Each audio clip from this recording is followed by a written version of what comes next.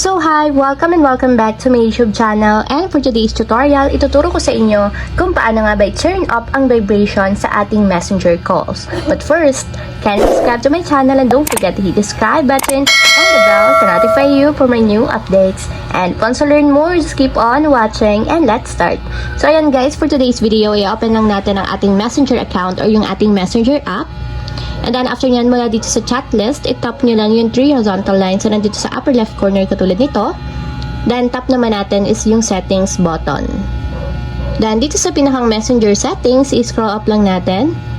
And then punta tayo dito sa section ng preferences. So dito sa preferences, tap nyo naman yung notifications and sounds. And then dito sa notification and sound guys, i-scroll up nyo lang.